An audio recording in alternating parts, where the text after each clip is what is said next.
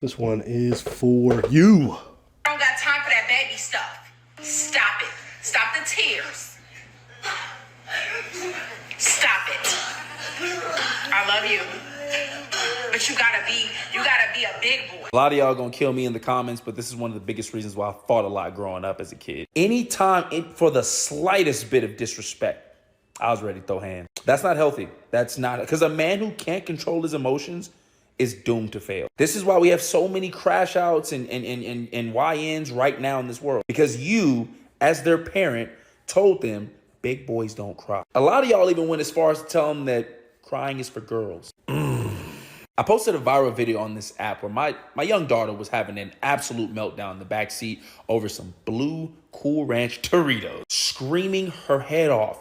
Just, ah! I'm calm, cool, and collected in the front seat because that's a justifiable crash out. I'm not even gonna lie to you, the Cool Ranch are fine. Now, after she was done with her meltdown, I looked at her and I said, hey, next time, baby girl, just tell me you want Doritos. This is one of those little things that don't require you to cry about. Not saying crying is not okay, but it's one of those little things that we don't have to cry about. Having such drastic emotions is once and okay for kids. You just have to be the one to guide them to understand emotional intelligence. The big events they can cry about and the little itty bitty things that it's okay to just be upset about. It took a lot of therapy for me to understand I don't need to turn up at every single occasion. Yeah, I agree. I think I agree. You again. If this falls into the category of having kids. The first lady was having a kid, and the second dude was being a parent. You know what I mean?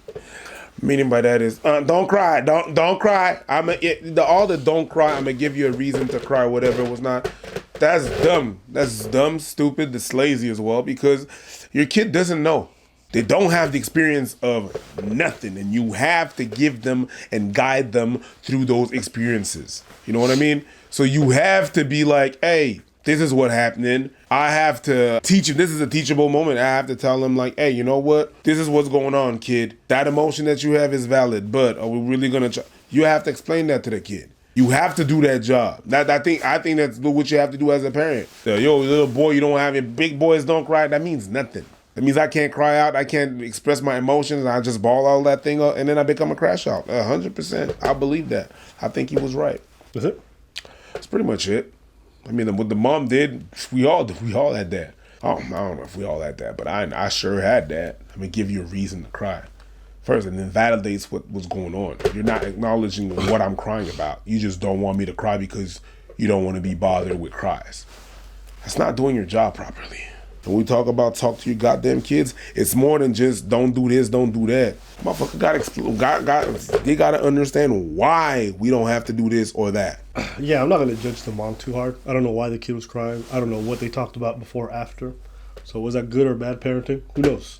It's hard to judge off a 5-second clip. Maybe the kid was crying because, I don't know, he smelled something. Or maybe the kid was crying because he saw something. No, it really depends. Sometimes kids cry for the dumbest fucking reasons. And it's okay to say you want to talk to them, but until they start calming down, it's sometimes impossible to talk to them. So I'm not going to judge you too hard off that. I personally didn't really grow up in an environment where boys were told not to cry. So I don't really have much experience with that. So that's why I'm kind of relying on you. Sounds like it's more your experience than mine. I mean, that was the experience of a lot of people. But yeah, I guess it is, if you say so.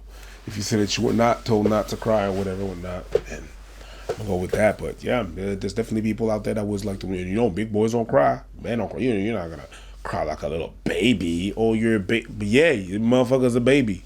Motherfucker's a fucking baby. So yeah, I'm going to cry like a baby. It's this thing where you want your kid to mature too much and then eventually where did the time go? You moved the time faster than it was supposed to. So that's where the time went. Well, why is it bad to want your kid to mature? No, it's okay, but some people want to make them mature too fast. Saying to a literal toddler, you're not a baby, you're a big boy. No, that's a baby, and they cry. They will. Understand the not crying part. I understand that you don't want your kid to cry all the time, but I think there's a lack of depth in just saying we don't cry. You have to explain. You have to be a little bit more thorough in your explanation with a kid. You have to be a little bit more present. You can't just dismiss and dash it out, dash it away. No, I don't want you to cry. No, there's levels to this shit. So it's not even just a question of wanting to mature fast enough, or it's just cutting to the chase, wanting to mature without explanation, without breaking down on everything. People are a bit lazy with their parenting. That's what I believe. You shouldn't talk. You ain't got no kids. Shut the fuck up. You shouldn't talk. You ain't got no kids. Yeah, I don't. I still talk. I ain't no firefighter, but if I see a fire, I can identify that it's a fire. Hey, listen, man, every kid's different. And, some kids start at completely different points. Some of them are much more better at emotional regulation than others. And, one thing I've just learned from observing kids and just being around them, like I have kids here pretty often, is like the reasons why they'll cry will go from completely meaningless and nothing to very deep.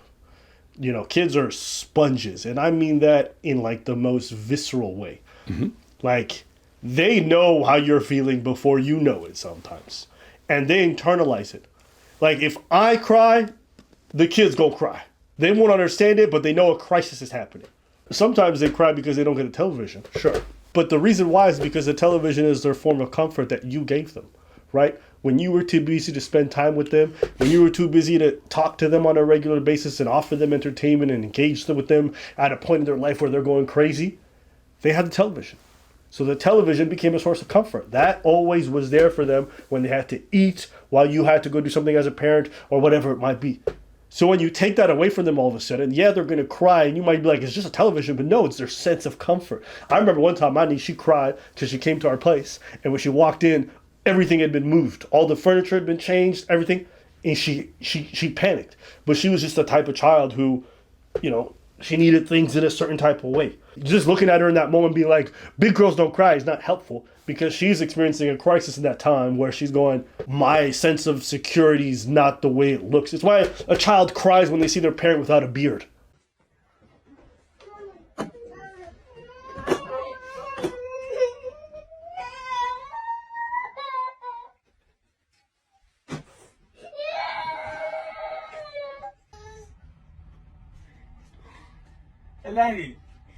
Eleni, come here, mama, come here.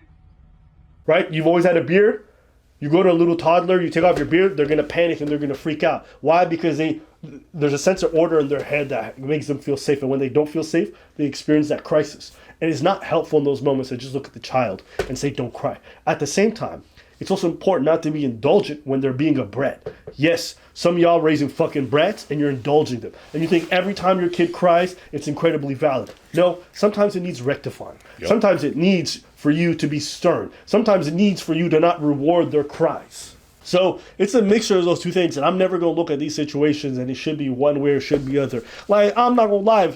The way he handled it with his daughter and the whole Doritos, like, I actually don't hate that. He's like, listen, you want to cry it off. Next time, come talk to me. With the Doritos, what are you talking He's talking about his daughter, Doritos in the back. Yeah, that's what you're saying. Yeah. I think everything's very child dependent and where each instance is coming from.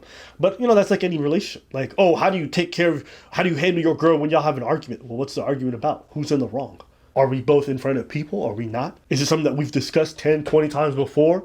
Are we the type of couple who, when we're heated, can we have a sensible conversation? Because I might just say, let's sleep it off and talk in the morning when we got cooler heads. It all depends, right? And I think it's the same thing with this. I'm not going to judge anybody in this video on anything, be it the woman or the man. But I would say, yeah, there's definitely a lot that goes into parenting. And I've seen kids go from being absolute fucking brats to being upstanding kids. And that all comes down to how the parent handles those crisis situations. We made a united effort to not indulge when the little one was being a brat. One thing a kid will do very often, they don't get their way, they start having a little fit. What do? They leave the parent who said no to go find someone else who'll give them a sense of comfort. Yep. And me as the uncle, sometimes it was me. And I said, walk your ass up out of here.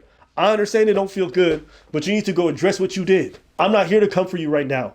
You need to understand what accountability is. No one's screaming.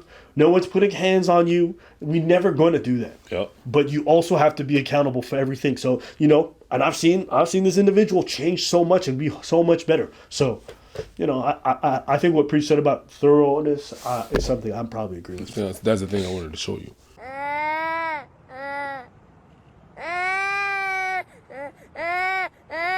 You done? Sound like you're still whining to me.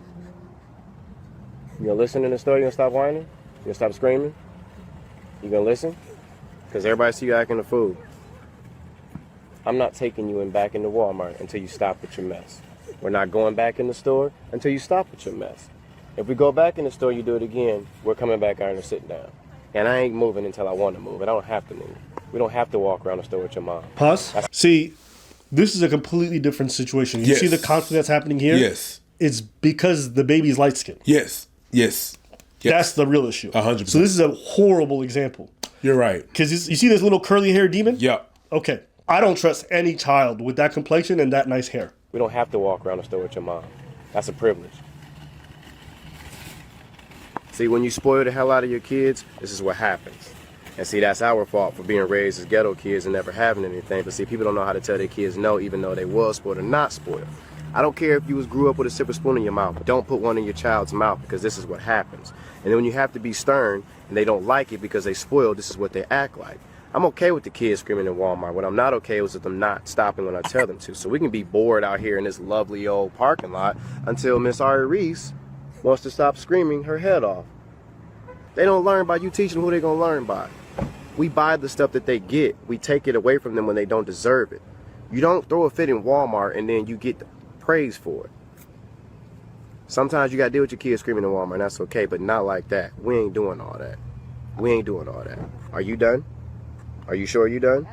Wipe your face like a big girl and get all the stress off your face. Wipe it all off. Get all the stuff off. Because you're a big girl, huh? You want to go back in Walmart? Then you have to suck it up and act like you got some sense and like you got two parents at home that tell you how to act. You understand me? I love this shit. You gotta act like you got some sense. You gotta act like you got some sense. You gotta act like you got some sense. Like you got two parents at home. And the way we're talking, it sounds like we're being. It's not that.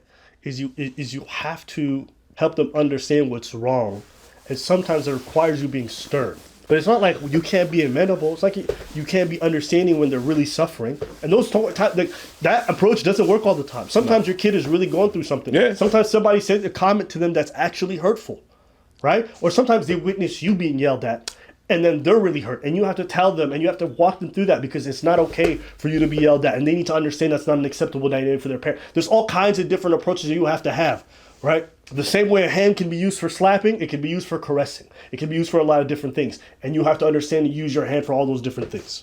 So, you know.